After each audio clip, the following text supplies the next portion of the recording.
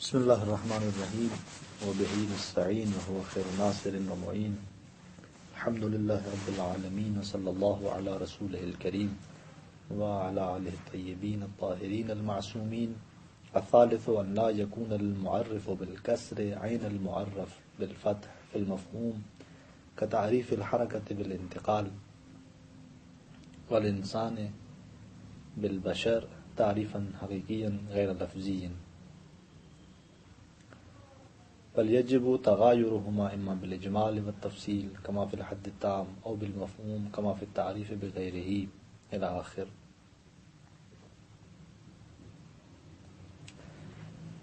بحث ہماری تعریف کے شروط میں تھی اور دو شرط بیان ہوئے تھے کل کے درس میں۔ اس میں شرط اول یہ تھی کہ معرف کے مساوی ہو صدق میں، یعنی افراد خارجی اور مصادیق خارجی کے اعتبار سے تساوی ہونی چاہیے۔ نسب اربع میں سے ایک نسبت جو کہ تساوی ہے وہ اس معرف اور معرف کے درمیان ہونی چاہیے۔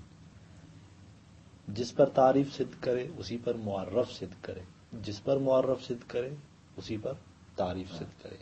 دوسرے الفاظ میں یعنی کہنا یہ چاہتے ہیں کہ تعریف معرف کی نسبت جامع بھی ہو اور مانع بھی ہو، معرف کے تمام افراد کو شامل ہو اور جو بھی غیر معرف ہے اس کو تعریف سے خارج کرے، یعنی مانع بنے اس کے لیے۔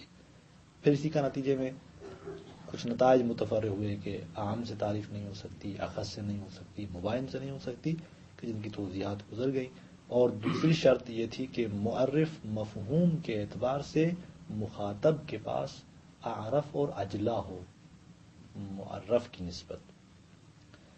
اور اس پر بھی جو دو باتیں متفرع ہو رہی تھی وہ یہ کہ پھر اس کا مطلب یہ ہے کہ ایک ایسے مفہوم سے تعریف نہیں کی جا سکتی کہ جو ظہور اور خفا میں مساوی ہو معرف کے، اور اسی طرح یا وہ مفہوم کہ جو خفا میں معرفت کے اعتبار سے اخفا ہو، کس سے؟ معرف سے، اس سے بھی تعریف نہیں ہو سکتی۔ یہ دو شرطیں ہم نے بیان کی تھی۔ آج جو شروط باقی ہیں، تین شرط، وہ بیان کرنے جا رہے ہیں آگا۔ تیسری شرط یہ ہے کہ معرف جو ہے وہ عین معرف نہ ہو۔ جیسے پہلی شرط میں ہم نے کہا کہ معرف کے مساوی ہو، اور تیسرے میں ہم کہہ رہے ہیں کہ معرف کا عین نہ ہو۔ دونوں میں منافات نہیں ہے۔ شاید کسی کے ذہن میں شبہ آ جائے کہ پھر پہلے میں ہم نے کہا کہ مساوی ہو، اسی میں ہم کہہ رہے ہیں کہ عینیت نہ ہو، یہ دو متناقض باتیں ہیں۔ تو نہیں، تناقض لازم نہیں آتا، اس لیے کہ وہاں پر تساوی مراد تھی مصداق میں، یہاں پر ہم کہنا چاہتے ہیں کہ معرف کے عین نہ ہو، یعنی متغایر ہو۔ تغایر کس چیز میں ہو؟ معرف کا معرف کے ساتھ مفہوم میں تغایر ہو۔ وہاں تساوی ضروری تھی جو ہم نے شرط اول بیان کی، وہ تساوی مصداق میں تھی کہ مصداق کے اعتبار سے قطعاً تساوی ہونی چاہیے۔ شرط اول یہ ہے۔ شرط سوم کہہ رہی ہے کہ مفہوم میں تساوی نہ ہو، مفہوم میں عینیت نہ ہو، مفہوم میں مغایرت ہو۔ لذا آپ فرماتے ہیں کہ معرف کا عین نہ ہو مفہوم میں۔ دوسرے الفاظ میں یعنی یہ کہ ترادف نہ ہو، مترادف نہ ہو، کیونکہ اگر مترادف ہیں تو پھر عین ہونا لازم آ جائے گا، یعنی ایک معرف جو ہے وہ معرف کا عین ہو جائے گا مترادف میں، اور ہم عینیت کو یہاں پر سلب کر رہے ہیں شرط سوم میں کہ معرف کا عین نہ ہو بلکہ تغایر ہو۔ اب وہ تغایر اگر حد تام کی تعریف ہوگی تو وہاں پر وہ تغایر کیسا ہوگا؟ مفہوم میں اجمال اور تفصیل میں۔ معرف مجمل ہوگا مفہوم کے اعتبار سے، معرف مفہوم کے اعتبار سے مفصل ہوگا۔ اگر حد تام کے علاوہ اور تعریفات بیان کی جائیں تو اس میں تغایر کیسا ہوگا؟ مفہوم کے اعتبار سے وہ تغایر ہوگا مفہوم کے، خود مفہوم اور معنی کے اعتبار سے۔ وہاں شاید اجمال و تفصیل کا تغایر نہ ہو، لیکن خود مفہوم کے ذریعے تغایر ہوگا وہاں پر۔ پھر یہاں پر مطرح کرتے ہیں کہ ہم فرض کرتے ہیں کہ اگر ہم درست قرار دیں اس معرف سے تعریف کرنا کہ جو عین معرف ہو تو کیا لازم آتا ہے؟ فرماتے ہیں کہ تقدم الشیء علی نفسہ ہی لازم آتا ہے. کیسے لازم آتا ہے؟ تھوڑی سی دقت کر سمجھ آ گی بات. معرف کی ہم تعریف کرنا چاہتے ہیں، بس ہمارے نزدیک وہ معلوم نہیں ہے. تعریف کرنا چاہتے ہیں بس معلوم نہیں ہے. معرف معلوم ہے، کیوں؟ اسی کے ذریعے ہم معرف کی تعریف کرنا چاہتے ہیں. معرف فرض یہ ہے کہ عین معرف ہے. درست ہے؟ مثلا آپ انسان کی تعریف انسان سے کر رہے ہیں، مثلا مثال دے رہا ہوں،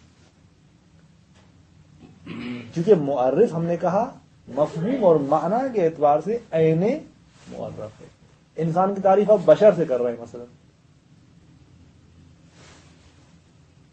آپ فرماتے ہیں کہ تقدم الشیء علی نفسہ ہی لازم آتا ہے. تقدم الشیء علی نفسہ ہی کیا ہے؟ یعنی ایک چیز کا اپنے ہی اوپر مقدم ہونا، خود پر مقدم ہونا. یہ کیسے لازم آتا ہے؟ ہم نے کہا کہ الف کی ہم تعریف کرتے ہیں بے سے. درست ہے؟ الف معرف ہے اور بے معرف ہے. فرض یہ ہے کہ معرف عین معرف ہے، بے عین الف ہے. بس اگر بے عین الف ہے تو اس کا مطلب یہ ہے کہ آپ الف کی تعریف کر رہے ہیں خود الف سے. مثلا اگر آپ انسان کی تعریف کر رہے ہوں بشر سے، بشر عین انسان ہے، تو گویا انسان اپنے فہم اور تعریف میں کس پر متوقف ہوا؟ خود پر. کیونکہ انسان اپنی تعریف میں متوقف تھا بشر پر، اور بشر نہیں ہے مگر وہی انسان، بے کچھ بھی نہیں ہے مگر وہی الف. تو اس کا مطلب یہ ہوا کہ الف اپنی مفہوم میں خود پر متوقف ہے. اب یہاں پر تقدم الشیء کیسے لازم آ رہا ہے؟ دیکھیں، الف معلوم نہیں تھی کیونکہ معرف تھی، لیکن کیونکہ اپنے ہی اوپر متوقف ہے بس معلوم ہے. درست ہے؟ بس اس سے کیونکہ خود پر متوقف ہے تو بس معلوم ہونی چاہیے. درست ہے؟ بس معلوم ہونی چاہیے کا مطلب یہ ہے کہ بس الف اس سے پہلے کہ اس کی تعریف کی جائے پہلے وجود رکھتی ہو، معلوم ہونے سے پہلے وہ موجود ہو اور معلوم ہو. درست ہے؟ انسان کی تعریف متوقف ہوئی انسان پر. تقدم الشیء علی نفسہ یعنی یہ انسان متوقف تھا، آپ نے انسان کی تعریف ایک ایسی چیز سے کی کہ جو اس مفہوم میں اسی کا عین ہے. مثلا بشر. تعریف لفظی اگر کرنی ہوتی تو مشکل نہیں تھی. تعریف لفظی میں ہم مترادف الفاظ کو ہی لاتے ہیں، لیکن تعریف حقیقی مقصود ہے. اور تعریف حقیقی میں ہم نے انسان کی تعریف کر دی مثلا بشر جیسے کلمے سے کہ جو عین انسان ہے، تو پس انسان متوقف ہوا خود انسان پر. درست ہے؟ ایک چیز کہ جو بشر سے پہلے معلوم نہیں تھی اب اس کا معلوم ہونا ضروری ہو جاتا ہے. کیوں؟ اس لیے کہ الف خود الف پر متوقف ہے، بس الف کو پہلے ہونا چاہیے. بس اس سے پہلے کہ الف معلوم نہیں ہے کیونکہ معرف ہے، اب معلوم ہے. تعریف سے پہلے وہ معلوم ہو جاتی ہے. کیوں؟ اس لیے خود پر متوقف ہے. بس لذا اس اعتبار سے تقدم الشیء علی نفسہ ہی لازم آتا ہے. اور تقدم الشیء علی نفسہ ہی خود محال نہیں ہے بذاتہ ہی، بلکہ مستلزم ہے اجتماع نقیضین کا، اس لیے محال ہے. یعنی یہ کہ الف معرف ہے بس معلوم نہیں ہے. الف چونکہ اپنے فہم میں خود پر متوقف ہے، بس لذا معلوم الف کو ہونا چاہیے پہلے تاکہ الف کو واضح کرے.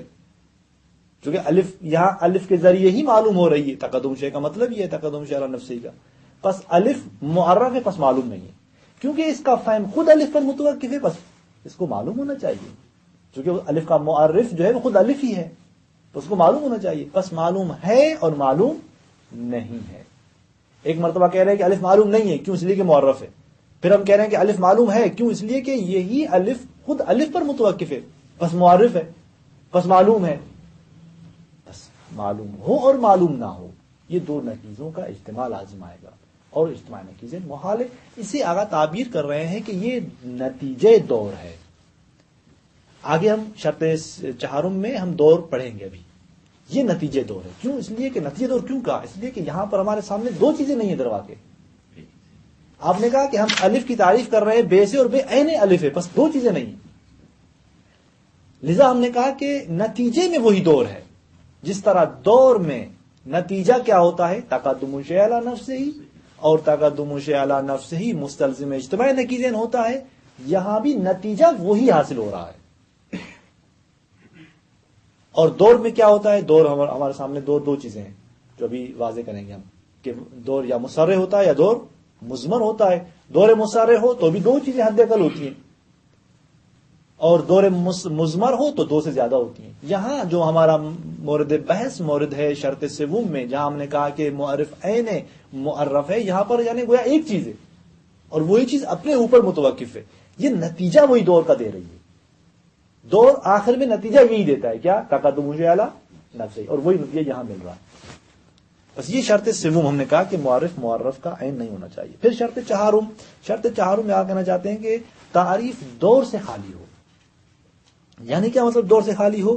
یعنی تعریف اس طرح ہو کہ معرف کی کوئی چیز معرف میں مطرح نہ ہو. درست ہے؟ معرف کی کوئی بھی چیز معرف میں اخذ نہ ہو. یعنی کیا مطلب؟ یعنی فرض کرتے ہیں کہ الف کی ہم تعریف کرنا چاہتے ہیں بے سے.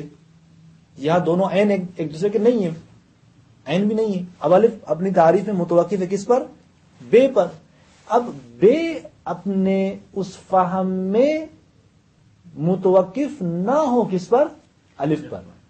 اچھا، بے اپنے فہم میں الف پر کب متوقف ہوگا؟ جب الف میں سے کوئی چیز بے کی اس فہم میں دخالت رکھتی ہو. درست ہے؟ لذا جب ہم نے کہا کہ یہ تعریف دور سے خالی ہو، اس کا مطلب ہم نے یہی کہا کہ معرف کی کوئی چیز معرف کے فہم میں دخالت نہ رکھتی ہو. وَإِلَّا اگر معرف بھی معرف کے فہم میں دخالت رکھتا ہو تو پھر دور لازم آئے گا. یعنی الف کی ہم تعریف کر رہے ہیں بے سے، اور بے کا سمجھنا خود متوقف ہے کس پر؟ الف پر. بس الف خود بے کے سمجھنے میں دخالت رکھتی ہے، اور اس طریقے سے دور لازم آئے گا. اور یہ آپ فرماتے ہیں کہ درست نہیں ہے. کیوں؟ اس لیے کہ پھر جس ہم نے شرط سوم میں واضح کیا، اگر فرض کرتے ہیں کہ معرف جس سے تعریف کی جا رہی ہے، معرف موقوف ہے اسی معرف پر. الف موقوف ہے کس پر؟ بے پر. پھر بے جو ہے وہ موقوف ہے کس پر؟ الف پر. تو اس کا لازمہ کیا ہو جاتا ہے کہ جو معرف ہے وہ معرف نہ رہے. الف معرف تھا، وہ تعریف کر رہے تھے اسی کس سے؟ بے سے. اب بے جب دوبارہ اپنے فہم میں محتاج الف پر، تو الف معرف ہوا کس کے لیے؟ بے کے لیے. جو معرف تھا وہ بن گیا معرف. الف معرف تھا، اس کی ہم تعریف کرنا چاہ رہے تھے بے کے ذریعے.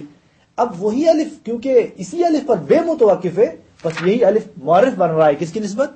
بے. معرف جو تھا وہ کیا بن گیا؟ معرف بن گیا. اب یہ جو انقلاب لازم آ رہا ہے، یہ آپ فرماتے کہ محال ہے. کیوں محال ہے؟ اس لیے کہ یہ توقف شے تقدم شے اللہ نفس ہی لازم آ رہا ہے. یعنی ایک چیز کا اپنے ہی اوپر متوقف ہونا. یعنی الف اپنی تعریف میں گویا الف پر ہی متوقف ہو گئی، کیونکہ الف کو سمجھ رہے تھے بے کے ذریعے، اب بے کو دوبارہ سمجھ رہے ہیں خود الف کے ذریعے. بس ہم نے الف کو الف سے سمجھ رہے ہیں. ایک چیز اپنے ہی اوپر متوقف ہو گئی، اور یہ محال ہے. کیوں؟ اس لیے کہ اجتماع نقیضین لازم آتا ہے.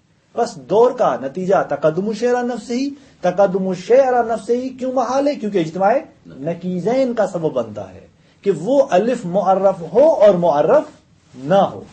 معرف ہے اس لیے کہ اسی کی تعریف کی جا رہی ہے بے سے.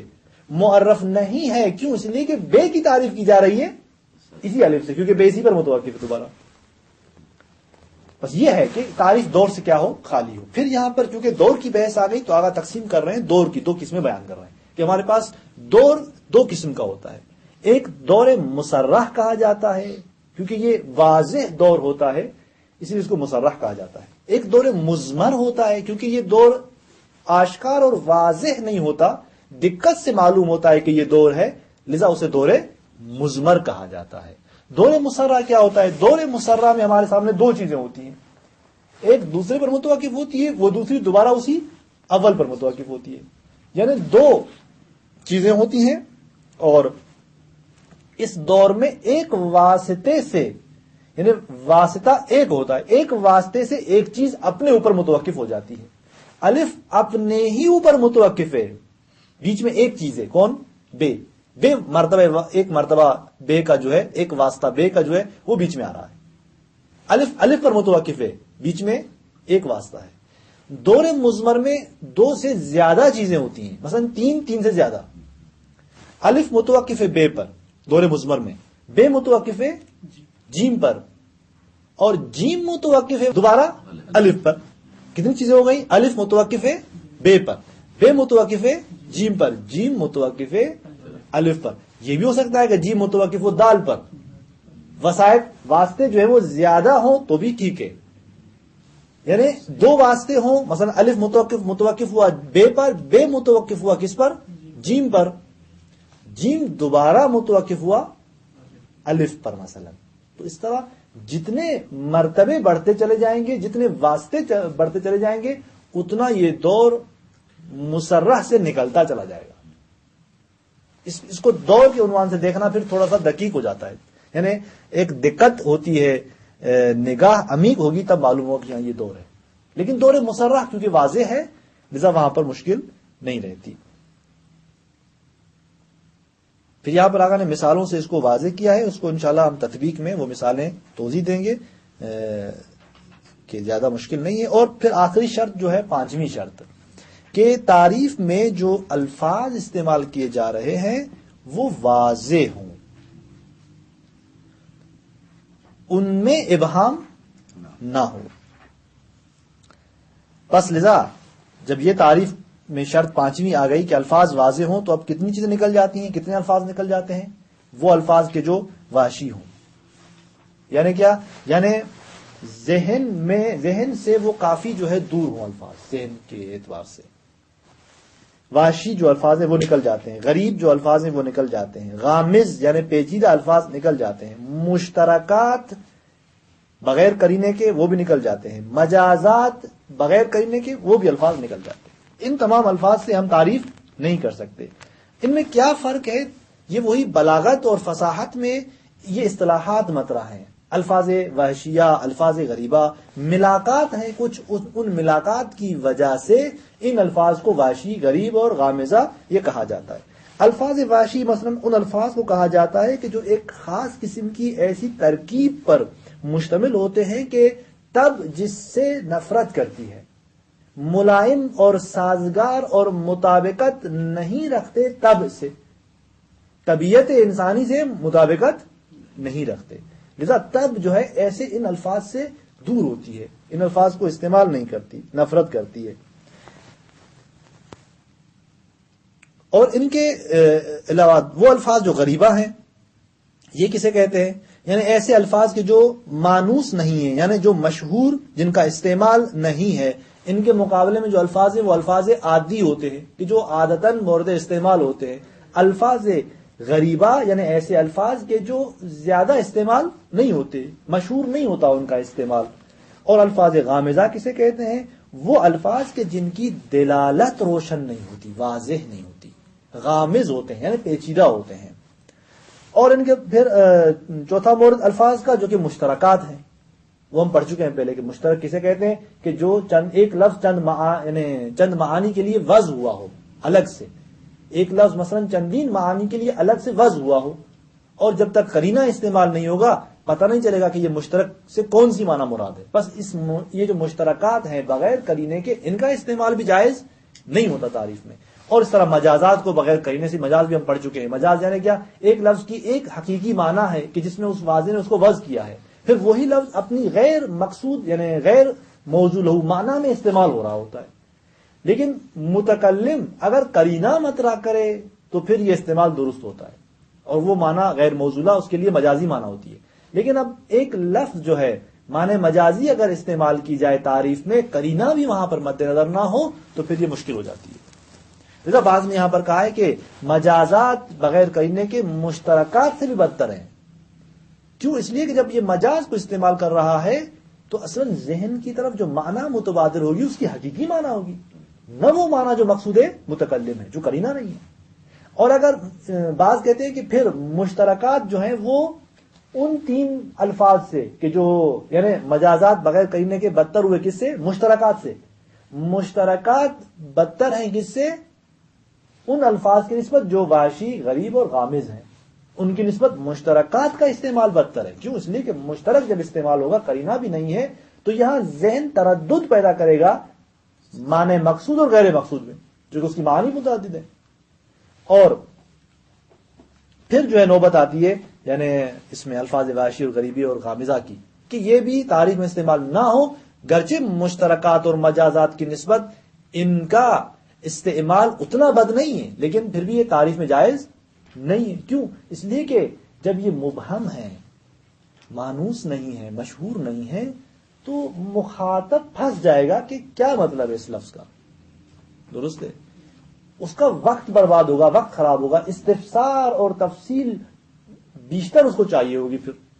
لذا اس اعتبار سے فرماتے ہیں کہ یہ الفاظ تعریف میں استعمال نہ ہو. تطبیق کرتے ہیں ہم ان موارد کی.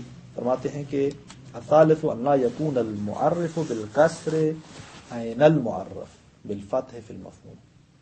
تیسرا مورد فرماتے ہیں کہ معرف کا عین نہ ہو. معرف را کو کسرہ دیتے ہوئے، اور دوسرا معرف را کو فتح دیتے ہوئے. معرف جس سے تعریف کی جاتی ہے، معرف جس کی تعریف کی جا رہی ہے، یہ معرف عین معرف نہ ہو. کس میں؟ بالمفہوم، مفہوم میں. جیسے میں نے توضیحات میں اشارہ کیا کہ یہاں پر مراد یہ ہے کہ عین معرف نہ ہو، یعنی مغایر ہو. کس کا معرف؟ کس کا مغایر ہو؟ معرف کا. یعنی تغایر یہاں پر مد نظر ہے. تغایر 2 قسم کے ہم پڑھ چکے ہیں. ایک تغایر ہے جو ترادف کے مقابلے میں ہے، ایک تغایر اور تباین ہے کس کے مقابلے میں؟ نسبتوں میں، تساوی عام خاص مطلق اور عام خاص من وجہ کے مقابلے میں. یہاں پر کون سا تغایر اور تباین مراد ہے؟ یہاں پر تغایر مراد ہے ترادف کے مقابلے کا. پہلی شرط میں جو ہم نے کہا تھا کہ تساوی ہونی چاہیے دونوں میں، وہ تساوی نسبتوں میں جو ایک تساوی مطرح ہے مصداق خارجی کے اعتبار سے، وہ مراد تھی. اب جو ہم کہہ رہے ہیں کہ معرف کا عین نہ ہو یعنی مغایر ہو اس سے، تو یہ تغایر کس میں؟ مفہوم میں تغایر ہو. یعنی دوسرے الفاظ میں ہم یہ کہنا چاہتے ہیں کہ مترادف نہ ہو. جیسے حرکت کی تعریف کرنا انتقال سے، انسان کی تعریف کرنا بالبشر، بشر سے. تعریفاً حقیقیاً غیر لفظی. کیسی تعریف کرنا؟ تعریف حقیقی اور وہ بھی غیر لفظی. یہ درست نہیں ہے. حرکت وہی انتقال ہے، انتقال وہی حرکت ہے، اور انسان وہی بشر ہے، بشر وہی. فرق نہیں ان دونوں کے درمیان. یہ عین ہیں ایک دوسرے کے، مترادف ہیں. یہ جب مترادف ہیں اور عین مفہوم کے اعتبار سے، تو آپ ان کی تعریف حقیقی نہیں کر سکتے. کیوں کہا تعریف حقیقی غیر لفظی؟ چونکہ یہی مشکل ہے. تعریف حقیقی غیر لفظی نہیں کر سکتے ہم. ہاں اگر تعریف لفظی کرنا مقصود ہے تو پھر مشکل نہیں. آپ انسان کی تعریف آپ انسان سے کریں، انسان کی تعریف آپ بشر سے کریں مثلا. بل یجب تغایرہما، بلکہ تغایر ضروری ہے. اے معرف کا معرف کی نسبت مفہوم میں. کون سا تغایر؟ اما بالاجمال و تفصیل کما فی الحد التام، یا وہ تغایر اجمال اور تفصیل کا ہوگا حد تام میں. جیسے یعنی الانسان حیوان ناطق میں انسان مجمل ہے، حیوان ناطق بالتفصیل ہے. یا او بالمفہوم کما فی تعریف بغیر ہی، یا مفہوماً تغایر ہوگا، بولو اجمال اور تفصیل کے اعتبار سے نہیں ہوگا، مفہوماً تغایر ہوگا جیسے غیر حد تام میں. مثلا آپ نے تعریف کی رسم ناقص سے کہ الانسان ضاحک، الانسان ضاحک، ضاحک کا مفہوم انسان کے مفہوم سے فرق کرتا ہے، مترادف نہیں یہ. پس لذا غیر حد تام میں مفہوماً تغایر ہے، خود حد تام میں اجمال اور تفصیل کیا کا تغایر ہے. ولو صح التعریف بعین المعرف، اگر تعریف کرنا معرف کے عین سے، یعنی وہ معرف کے جو عین معرف ہے، اس عین معرف کے ذریعے تعریف کرنا صحیح ہوتی، لوجب ان یکون معلوما قبل ان یکون معلوما، تو پھر لازم آتا کہ ان یکون یعنی وہ معرف معلوم ہو اس سے پہلے کے معلوم ہو. یعنی اس سے پہلے کہ وہ معلوم ہو وہ معرف معلوم ہو. یعنی کیا مطلب؟ یعنی اس سے پہلے کہ معلوم ہو. کیوں ہم کہہ رہے ہیں کہ جب وہ معرف ہے بس معلوم نہیں ہے.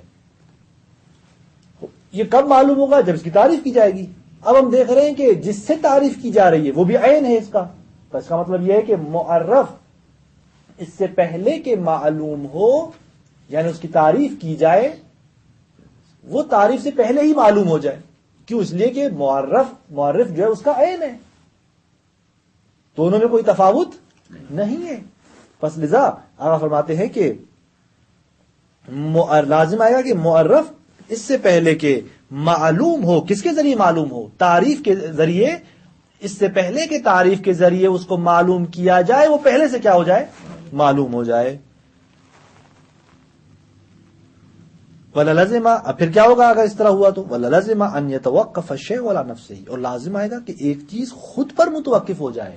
کیونکہ آپ نے کہا کہ الف متوقف ہے بے پر، بے عین الف ہے، بے کا تفاوت الف کے ساتھ مفہوماً نہیں ہے. پس جب نہیں ہے تو گویا یہ الف بے پر متوقف نہیں ہے، خود پر متوقف ہے. اس لیے کہ دونوں میں تفاوت مفہوماً نہیں ہے، اور الف گویا خود پر متوقف ہے. وہذا محال، اور یہ محال ہے. کیوں محال ہے؟ تقدم الشیء علی نفسہ یا توقف شیء علی نفسہ. کیوں محال ہوتا ہے؟ اس لیے کہ یہی توقف شیء علی نفسہ اجتماع نقیضین کا باعث بنتا ہے. کیسے اجتماع نقیضین کا باعث بنتا ہے؟ کیونکہ ہم کہہ رہے ہیں کہ الف متوقف ہے بے پر اور بے عین الف ہے، اور ہم نے کہا کہ پس الف گویا الف پر متوقف ہے. درست ہے. جب الف پر متوقف ہوئی تو یہاں اجتماع نقیضین پیش آتا ہے. کیوں؟ اس لیے کہ الف پھر معلوم ہو اور معلوم نہ ہو. معلوم نہیں ہے کیونکہ معرف ہے، معلوم ہے کیونکہ یہی معرف خود پر متوقف ہے.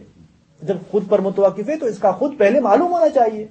پس معلوم خود معلوم ہے، یہ پس معلوم نہیں ہے اور معلوم ہے، اجتماع نقیضین پیش آتا ہے، اور یہ محال ہے.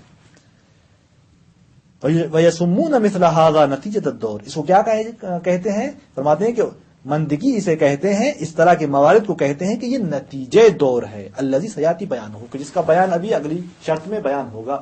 نتیجے دور کا، اس لیے کہ دور وہاں ہوتا ہے کہ جہاں پر دو چیزیں ہوں، ایک دوسرے پر متوقف ہو، دوسری اسی اول پر متوقف ہو. لیکن یہاں پر کیونکہ یہ جو مورد ہے کہ بے عین الف پر درواقع یہاں پر دو چیزیں نہیں ہیں، ایک ہی چیز ہے درواقع، لیکن جو نتیجہ یہاں سے نکل رہا ہے وہی نتیجہ ہے جو دور سے نکلتا ہے. وہ کیا؟ ایک چیز کا خود پر ہی متوقف ہونا، یہ دور کا نتیجہ ہے، اور یہ محال ہے. الرابع، فرماتے ہیں کہ چوتھی شرط ان یکون خالیا من الدور، تعریف دور سے خالی ہو. یعنی کیا مطلب دور سے خالی ہو؟ یعنی معرف میں ماخوذ نہ ہو. یعنی معرف جس سے تعریف کی جا رہی ہے اس معرف کی، وہ معرف اپنے فہم میں متوقف نہ ہو معرف پر، معرف دخالت نہ رکھتا ہو معرف کے سمجھنے میں. کیوں؟ اس لیے کہ ہم معرف کو سمجھ رہے ہیں اسی معرف سے، الف کو سمجھ رہے ہیں ہم بے سے.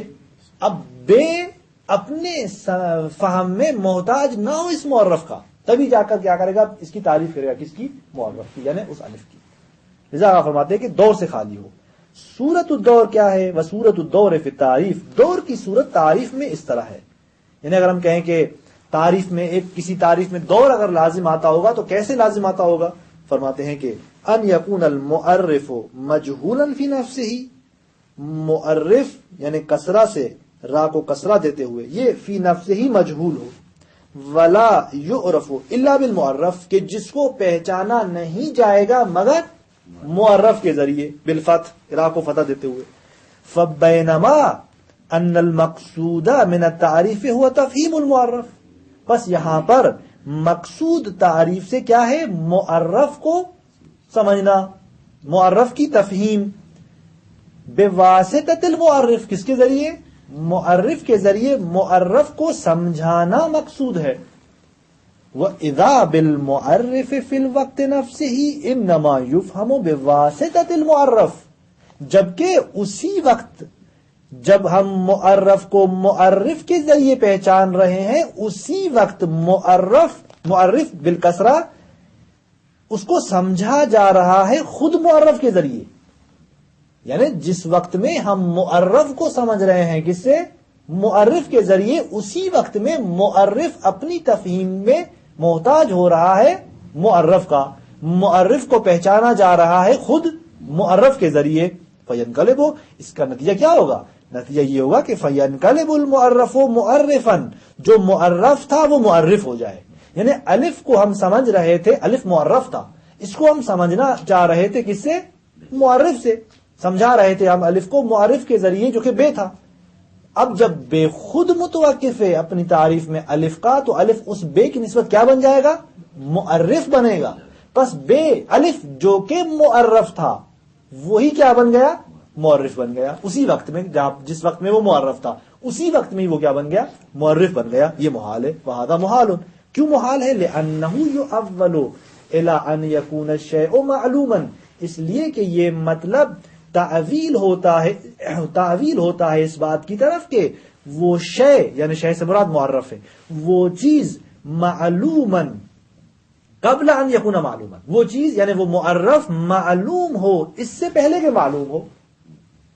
اس سے پہلے کہ معلوم یعنی کیا؟ یعنی قبل ان یکون معلوما بالمعرف، یعنی وہ چیز معلوم ہو اس سے پہلے کہ اس کو معرف کے ذریعے پہچانا جائے.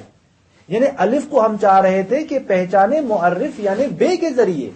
اب اس سے پہلے کہ ہم الف کو بے کے ذریعے پہچانے، اس سے پہلے الف خود معلوم ہو رہی ہے. کیوں؟ اس لیے کہ وہ معرف بن رہی ہے کس کے لیے؟ بے کے لیے. بس الف معرف ہے اور معرف نہیں ہے، لذا یہ اجتماع نقیضین کا باعث بنتی ہے بات، لذا محال ہے. او یا آپ یوں کہیں کہ یہ معول ہوتی ہے بات اس بات کی طرف کہ الی ان یتوقف الشیء علی نفسہ، ایک چیز خود پر متوقف ہو جائے. یعنی کیا؟ یعنی الف کو پہچان رہے تھے ہم کس کے ذریعے؟ بے کے ذریعے. بے اپنی تفہیم میں محتاج ہے الف پر، پس کا مطلب یہ ہے کہ الف اپنی تفہیم میں خود پر محتاج ہے. اور کیونکہ معرف ہے پس معلوم نہیں ہے، کیونکہ معرف ہے پس معلوم ہے. معلوم ہو اور معلوم نہ ہو یہ اجتماع نقیضین لازم آتا ہے. پس لذا شرط کی گئی کہ تعریف دور سے خالی ہو. اب یہاں پر چونکہ مناسبت ہے دور کو مطرح کیا ہے آغا نے، تو اسی مناسبت سے دور کے دونوں قسموں کو آغا بیان کر رہے ہیں. فرماتے ہیں کہ الدور یقع تارۃ بمرتبۃ واحدہ، کہ دور ایک مرتبے سے حاصل ہوتا ہے. ویسمى دورا مسرحا، کہ جس کو دور مسرح کہا جاتا ہے. یعنی کیا؟ یعنی کہ ایسا دور کہ جو چونکہ واضح ہوتا ہے، روشن ہوتا ہے، اس کو دور سمجھنے میں مشکل نہیں ہوتی، ہر ایک اس کو دور ہی سمجھے گا، تو لذا اس کو مسرح کہا جاتا ہے، چھپا ہوا نہیں ہوتا. وہ یقع اخری بمرتبتین، ایک مرتبہ یہ دو مرتبوں کے ذریعے دور واقع ہوتا ہے، او اکثرا یا دو سے زیادہ مرتبے. مثلا الف متوقف ہے بے پر، بے متوقف ہے جیم پر، پھر جیم متوقف ہے الف پر. یہاں دو مرتبے بیچ آ گئے. الف کا ایک مرتبے میں الف متوقف ہو گئی بے پر، پھر بے متوقف ہوا جیم پر، پھر جیم متوقف ہو رہا ہے الف پر. بس الف خود الف پر متوقف ہے لیکن دو مرتبے واسطے ہیں بیچ میں، دو مرتبوں کے بعد. آگا فرماتے ہیں کہ یہ دور مضمر ہے. اب ان کی تعریف دونوں کی جو ہے آگا مثالوں کے ذریعے واضح کرتے ہیں اور روشن ہو جاتی ہے بات. الاول الدور المسرح، جو کہ دور مسرح ہے، مثل تعریف الشمس بانها کوكب یطلع فی النہار، سورج کی تعریف کرنا اس عبارت سے کہ یہ ایک ایسا ستارہ ہے کہ جو طلوع کرتا ہے دن میں.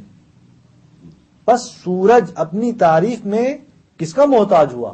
نہار کا، دن کا.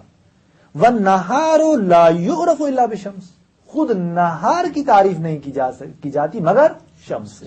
نہار کو جب پہچانا جاتا ہے تو شمس کے ذریعے پہچانا جاتا ہے. از یقال فی تعریف، کیونکہ دوبارہ نہار کی تعریف میں یوں کہا جاتا ہے. نہار یعنی دن. دن کیا ہے؟ النہار زمان تطلع فیہ الشمس، نہار وہ زمان ہے کہ جس میں طلوع کرتا ہے کون؟ شمس. بس یہاں پر اس تعریف میں نہار متوقف ہوا کس پر؟ شمس پر. فتوقفت معرفت الشمس علی معرفت النہار، اس مثال میں سورج کی معرفت متوقف ہوئی دن کی معرفت پر، اور دن کی معرفت حسب الفرض، جیسے کہ یہاں مثال میں مفروض ہے اس کے مطابق متوقفت علی معرفت الشمس، متوقف ہوئی سورج کی معرفت پر. والمتوقف علی المتوقف علی شیء متوقف علی ذلک الشیء، یعنی ایک چیز کے جو متوقف ہے علی المتوقف علی شیء.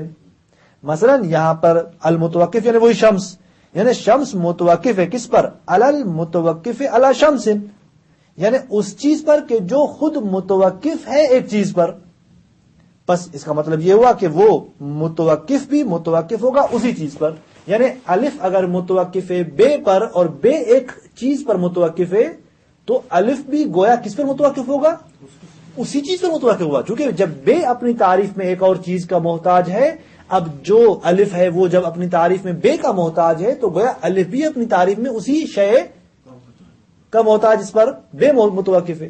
لہذا یہاں پر ہم کہتے ہیں کہ فَيَنْتَهِي الْأَمْرُ بِالْأَخِيرِ إِلَىٰ أَن تَكُونَ مَعْرِفَةُ الشَّمْسِ مُتَوَقِّفَةٌ عَلَىٰ مَعْرِفَةِ الشَّمْسِ. نتیجے میں امر یہاں پر بات یہاں پر منتہی ہوتی ہے اس بات کی طرف کہ سورج کی معرفت متوقف ہے خود سورج کی معرفت پر. کیوں؟ اس لیے کہ سورج کی معرفت متوقف تھی دن کی معرفت پر. اب جس پر دن کی معرفت متوقف ہے اسی پر سورج کی معرفت بھی متوقف ہے. اور یہاں پر ہم دیکھ رہے ہیں کہ خود دن کی معرفت متوقف ہے سورج کی معرفت پر، بس سورج کی معرفت متوقف ہوئی خود سورج کی معرفت پر. درست ہے؟ یہ دور مسرہ ہے کیونکہ بیچ میں کوئی اور چیز واسطہ نہیں ہے، الف اور بے ہی ہیں، یعنی شمس اور نہار ہی ہیں کہ ایک مرتبے یعنی اسی نہار جو ایک مرتبہ واقع ہو رہا ہے اسی ایک مرتبے سے یہ کیا ہو رہا ہے؟ دور واقع ہو رہا ہے. الثانی الدور المضمر مثل تعریف الاثنین بانہما زوج اول. فرماتے ہیں کہ اثنین کی تعریف کرنا کہ یہ کیا ہے؟ جفت اول ہے، پہلا جفت ہے عدد میں. ٹھیک ہے. والزوجو زوج کیا ہے؟ یعرف بانہ منقسم بمتساویین. زوج یعنی وہ جفت کیا ہے؟ جفت کی تعریف کی جا رہی ہے اس سے کہ جفت یعنی وہ کہ جو تقسیم ہوتا ہو دو یعنی بمتساویین یعنی دو مساوی حصوں میں. جفت اسے کہتے ہیں کہ جو مساوی حصوں میں تقسیم ہوتا ہو. مثلا دو کا عدد جفت ہے. خوب جفت کسے کہتے ہیں؟ جو مساوی ہو دو حصوں میں، دو مساوی حصوں میں تقسیم ہو. یہاں پر دو کا عدد تقسیم ہوتا ہے ایک ایک میں اور ایک ایک دونوں کیا ہے؟ آپس میں مساوی ہیں. بس یہاں پر اثنین کی تعریف ہوئی زوج سے، زوج کی تعریف ہوئی دو متساوی سے. پھر دو متساوی کی تعریف ہم کر رہے ہیں. والمتساویان یعرفان بانہما شیئان احدہما یطابق الآخر. متساوی کسے کہتے ہیں؟ اس کی تعریف کی جاتی ہے دو متساوی کی اس بات سے کہ دو متساوی وہ دو چیزیں ہیں کہ جن میں ایک منطبق ہوتی ہے دوسری پر، ایک مطابقت رکھتی ہے دوسری کے ساتھ. وشیئان، اب دو یعنی ہم نے متساویان کی تعریف کی شیئان سے. اب شیئان کیا ہے؟ دو چیز یعرفان بانہما اثنان. دو چیز کیا ہیں؟ دو شے کیا ہیں؟ دو شے ان کی تعریف کی جاتی ہے دو سے. دو چیز یعنی دو اسنان. بس آپ یہاں دیکھیں کہ اسنان کی ہم نے تعریف کی زوج سے، زوج کی تعریف کی متساویین سے، متساویین کی تعریف کی ہم نے شیئان سے، شیئان کی تعریف کی دوبارہ ہم نے اسنان سے. بات پلٹ کر آئی کہ آخر میں کہیں پر خود اسنان جہاں سے شروع ہوئے تھے وہیں منتہی ہوئے، وہیں ختم ہوئے. خوب یہاں واسطے بڑھ گئے، مرتبے کیا ہو گئے؟ بڑھ گئے، زیادہ ہو گئے. فرماتے ہیں آگا کہ فرجع الامر بالاخیر، نہایت میں آخر میں بات پلٹ کر آئی الی تعریف الاثنین بالاثنین. اثنین کی تعریف کس سے ہوئی؟ اثنین سے. وہذا دور مزمر فی ثلاث مراتب. یہ کیسا دور ہے؟ یہ دور مزمر ہے تین مرتبوں میں. کون سے تین مرتبے؟ لأن تعدد المراتب باعتبار تعدد الوسائط، کیونکہ جن کو ہم جتنے مرتبے متعدد ہوں گے ان مرتبوں کا تعدد کس اعتبار سے ہوتا ہے؟ واسطوں کے متعدد ہونے کے اعتبار سے. جتنے واسطے ہوں گے اتنے ہم مرتبے حساب کریں گے. حتی تنتہی الدورۃ الی نفس المعرف، یہاں تک کہ وہ واسطے نہایت میں انتہا میں منتہی ہوں خود اسی معرف پر کہ جس سے ہم شروع ہوئے تھے، معرف الاول. بس وسائط کتنے ہیں یہاں پر؟ تین. کون سے؟ والوسائط فی ھذا المثال، اس مثال میں جو وسائط ہیں جو چیز واسطے بنی وہ کتنی ہے؟ ثلاث، تین ہیں. الزوج، المتساویان، الشیئان. آپ نے اسنان کی تعریف کی زوج سے، زوج ایک واسطہ بنا. زوج کے ذریعے آپ نے تعریف کی. اگر زوج کی تعریف دوبارہ اسنان سے ہوتی تو پھر زوج ایک ہی مرتبہ تھا اور یہ دور مسرح ہوتا. لیکن یہاں پر اسنان کی تعریف زوج سے ہوئی، یہ زوج ایک مرتبہ. زوج کی تعریف دوبارہ متساویان سے ہوئی. متساویان دوسرا واسطہ، دوسرا مرتبہ. پھر متساویان کی تعریف شیعان سے ہوئی، شیعان تیسرا مرتبہ یعنی تیسرا واسطہ. شیعان کے بعد ہم پلٹ کر آئے اسی اسنان پر، معرف پر. بس بیچ میں کتنے مرتبے ہوئے؟ 3 مرتبے. بس 3 واسطوں سے یہ دور وجود پا رہا ہے، تحقق پا رہا ہے، لذا یہ دور مضمر ہے. وَيُمْكِنُ وَضْعُ الدَّوْرِ فِي الْمِثَالِ عَلَى صُورَةِ الدَّائِرَةِ الْمَرْسُومَةِ فِي هَذَا الشَّكْلِ. فرماتے ہیں کہ ممکن ہے کہ دور کو وضع کیا جائے، دور وضع ہو اس مثال میں جو دور ہم نے مطرح کیا، یہ وضع ہو علی صورت دائرہ، ایک دائرے کی صورت میں، المرسومت کہ جس کو نقش کیا جاتا ہے، فی ھذا الشکل، اس شکل میں جو نیچے ہم یہاں پر آغا نے شکل بنائی ہوئی ہے، اس شکل میں اس کو مرسوم یعنی رسم کیا گیا ہے، اس کو کھینچا گیا ہے، اس کو بنایا گیا ہے اس دائرے کی صورت میں، اسی دور کو. والسہام فیہا تتجہ دائما الی المعرفات، اور جو یہاں پر وہ تیر بنائے گئے ہیں، یہ سہام جو ہیں یہ متجہ ہو رہے ہیں، متوجہ ہو رہے ہیں ہمیشہ معرفات کی طرف.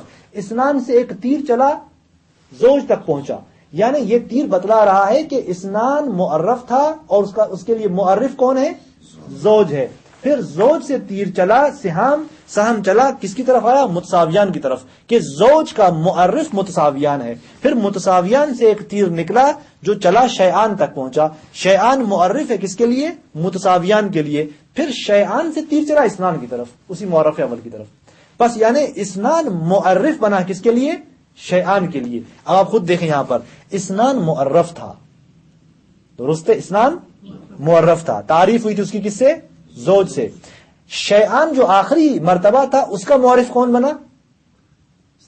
اس کا اسنان معرف بنا. پس اسنان معرف بھی ہے، اسنان معرف بھی ہے، خود کا معرف بن گیا. کیوں؟ اس لیے کہ نہایتاً اسنان کی تعریف گویا کس پر متوقف ہوئی؟ خود اسنان پر. بات پلٹ کے جب اسنان پر آئی یعنی اسنان متوقف ہوا خود اسنان پر، یعنی اسنان معرف تھا پس معلوم نہیں تھا، معرف ہے پس کیا ہے؟ معلوم ہے. معلوم نہ تھا اور معلوم ہے، اجتماع نقیضین.